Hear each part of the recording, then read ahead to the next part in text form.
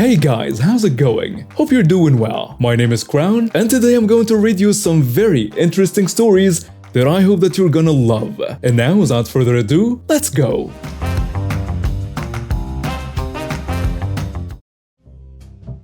Let me just tell you about the day I met one of the people with the most rights I've ever met. I was just going about my own business when I chose to take a stroll through the park. All I wanted was a quick drink, and by that, I mean soda, not something boozy. Even though I knew the prices were way too high, I went to the stand with snacks and drinks. I went to get a can of Pepsi and a snack to quench my thirst and satisfy my hunger, but I didn't know it yet. Trouble was just around the corner. As I was getting ready to pay for my things, I saw a kid who seemed to want a soda. So kids and sweets, right? I didn't think anything of it, so I went on my way and found a bench to sit on and eat. Then things started to get weird. This woman and her child just showed up out of nowhere. She came up to me and asked if her child could have some of my snacks. The next question that made sense to me was, who the heck are you? I mean, really, we're not friends, family, or even casual acquaintances. Sharing with someone you don't know makes sense only if you're giving them something, like a cigarette or something. But it wasn't like that in this case. This woman wanted my snacks, but I wasn't about to give them to a stranger. So of course I said no. After that, things got worse. She got angry, as if the idea that someone would say no to her request was unthinkable. I could only think that this mother and her child hadn't learned that no is a good answer that should be honored. Then she did something that made no sense at all. She tried to take my candy bar, which I hadn't even opened yet, right out of my hand. I was quick to respond though, and was able to put it safely away in my pocket. I didn't want to get in trouble for an attack just to stop a pickpocket from taking my snack. But this woman never gave up. She seemed to think that because she was a mother, she could do whatever she wanted. Then she said something that made me stop in my tracks. "You don't share with kids," said the idiotic mother. "I am the parent, and I'm free to do what I want." I tell her, sure, why not? Even though I'm not a dad, let's just say that I was, wouldn't that give me permission to take other people's money? No. Also, you can't steal from other people. So stop it, you stupid person. I did tone down my answer a bit at the time though. It was nicer, but the meaning was still the same.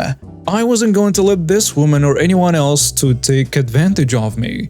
When that happened, things got even stranger. This self-centered mother tried to hurt me physically. Now, there is a rule in my country that lets people defend themselves with the right amount of force. I didn't want to hurt anyone, so when she punched me, my first thought was to hold her back without hurting her. I was able to hold her down, and luckily there were two other people there who could back up what I did if the cops got involved. I was relieved to find out that the worker at the snack stand had seen and heard everything. Even though I had proof of purchase on my phone, this woman couldn't say that I had stolen from her because she couldn't change the facts. It turns out that this wasn't the first time she tried to do something like this. The onlookers knew who she was because she had done something similar in the past. So, she was taken into custody by the police after they were called.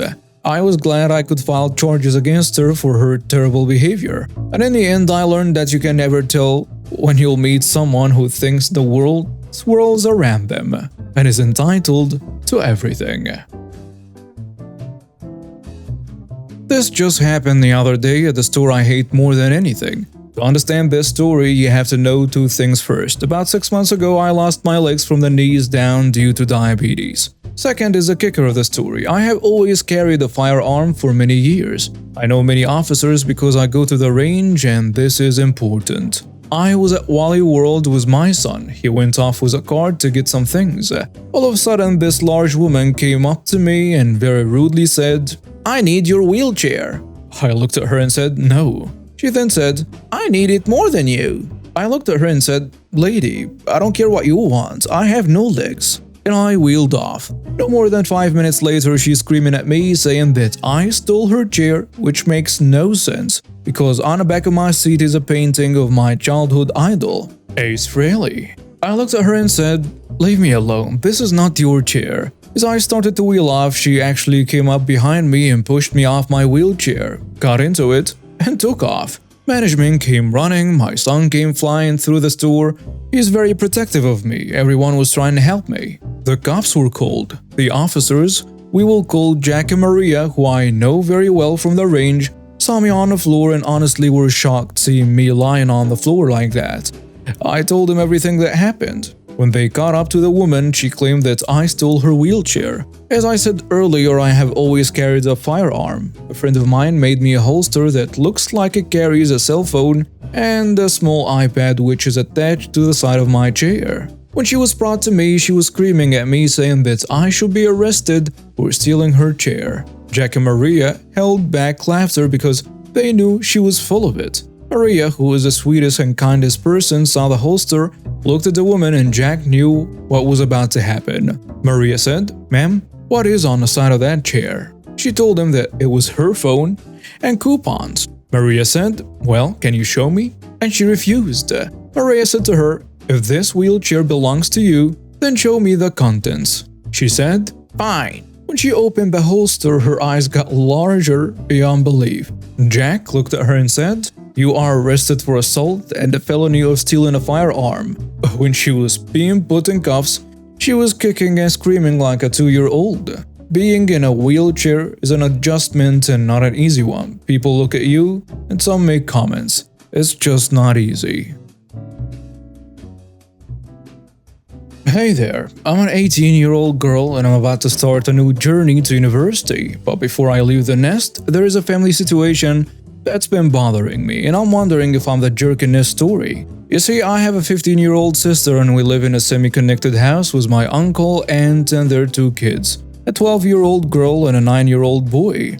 Now here is where things get complicated. My sister's room has not 1 but 2 doors. One leads to our part of the house and the other connects to our uncle's place. This setup has given our younger cousins a free pass to waltz into her room without so much as a knock. No matter how many times we've asked them to respect her privacy, they just ignore it. Even my uncle has had the unfortunate experience of walking in on my sister while she was changing. But luckily, her closet door saved the day. Her bedroom door is always closed, but that doesn't stop them from barging in. To make matters worse, our female cousin frequently raids her clothes and jewelry when my sister isn't home. Now here is where I might have made a controversial move. I decided to take matters into my own hands. I swapped the keys to my sister's bedroom from the key ring of house keys. I also found the key to her lock and study desk drawer. My sister started locking her door and drawer, and she was finally able to enjoy some privacy. But my parents didn't see it that way. They argued that we had no right to lock doors without their permission, and that they could access our belongings for safety reasons. It's strange though, because I've been responsible for monitoring my sister's internet usage and friends for years. So I don't understand why they are protesting her decision to lock her diary. They also claimed it was unsafe to keep doors locked most of the time, though I'd never heard of such rule. Before my sister started locking her door, her bedroom served as a walkway between our houses. Now, our cousins complain every time they have to knock and wait for her to open the door, and they want to hang out with us or watch football. Our parents and uncle are also annoyed that they have to use the front doors to access each other's houses. They think I've disrupted the harmony of our family dynamic. So here is my dilemma. Am I the jerk for taking my sister's bedroom door keys? I thought I was doing the right thing by giving her the privacy she needed, but my family seems to think otherwise. It's not just about the keys, it's about the boundaries and respect for personal space. My parents and uncle need to understand that everyone, including my sister, deserves a private space to call their own. I know family is important and all, and we should be able to interact freely, but that shouldn't come at the cost of someone's privacy and comfort. I believe that if we can strike a balance between family togetherness and personal space, we can find a solution that works for everyone. I turned to Reddit because I want to know if I'm in the wrong here. So, am I the jerk for taking my sister's bedroom door keys?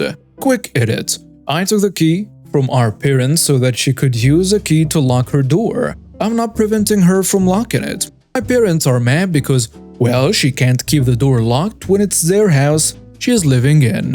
And now with some comments on the post. You're definitely not the jerk. and it's commendable that you're standing up for your sister. The adults in this situation are acting unreasonably controlling, and they are showing a lack of respect for your sister's privacy. I truly hope that once you head off to university, your sister can move into your own room, allowing her to escape the constant intrusion of living in what feels like a public walkway. Another commenter adds, well, your parents might attempt to make another copy of the keys. As long as she remains in that room, the situation won't improve. Even if you were to secure the door leading to your uncle's house with nails, your parents might simply remove the boards. Consider getting her a lock-in trunk to safeguard her belongings. Additionally, door wedges or doorknob jammers could provide temporary privacy while she's in a room, though it's possible your parents may remove them.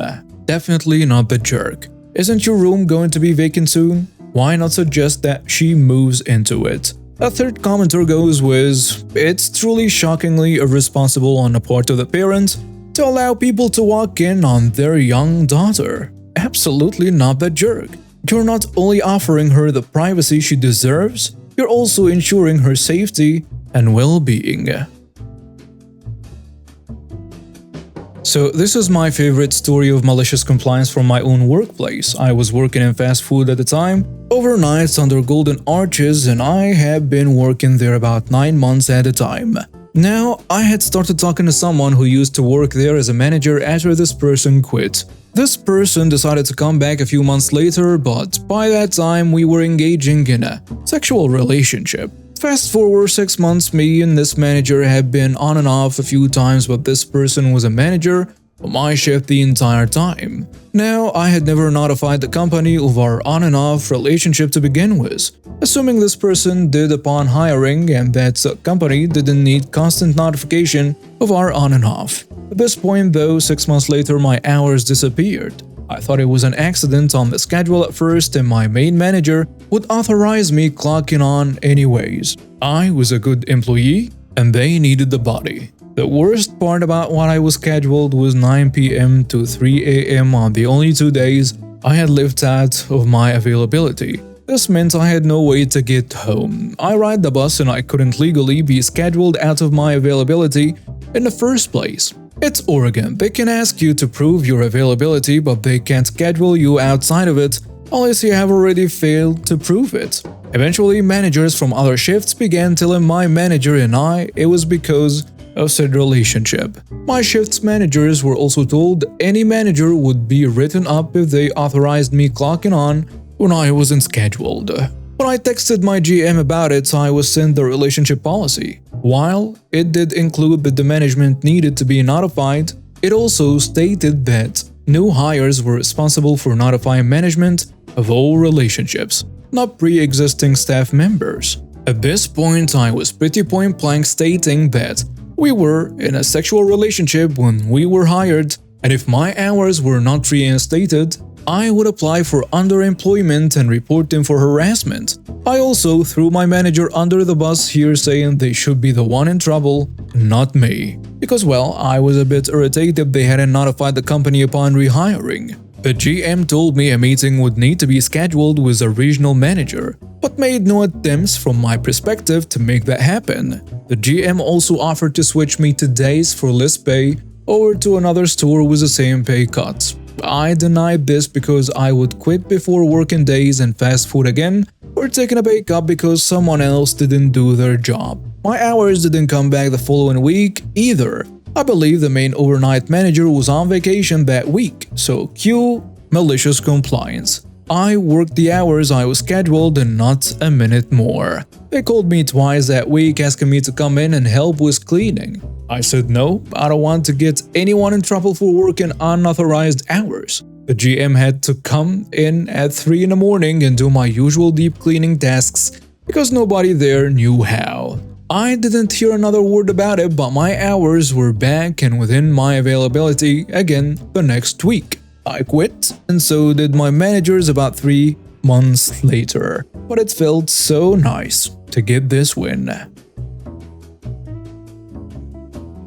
I just want peace and quiet and to be left alone. I'm in my late 20s and live alone, and I really hate kids. My neighborhood is a group of separate houses without yards that are spaced close to each other. I've lived here for 5 years by myself and it's perfect. Everything I've ever wanted. No yards to take care of and no kids around making any noises. The houses share a large T-shaped cement driveway and none of us have ever interacted with each other. We come and go, stay quiet and mind our own business. There is a small park down the street with grass for those who want it, literally a 30-second walk away. About a year ago, a guy with a lot of little kids moved into my neighborhood.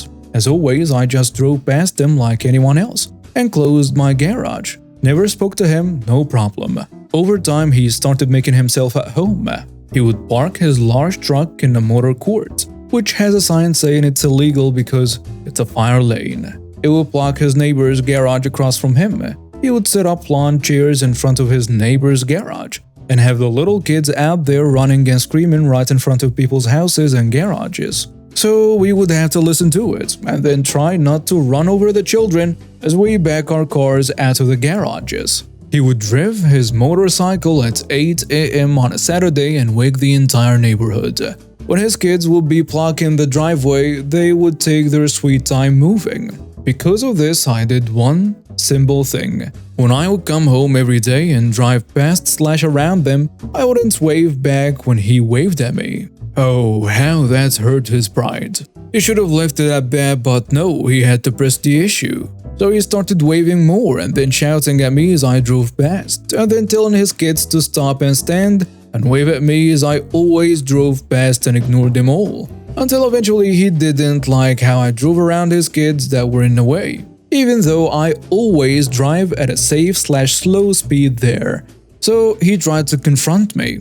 He shouted at my car, then came to my garage as I was already getting out of the car and had the garage closing. So it closed right in his face without me ever looking at him.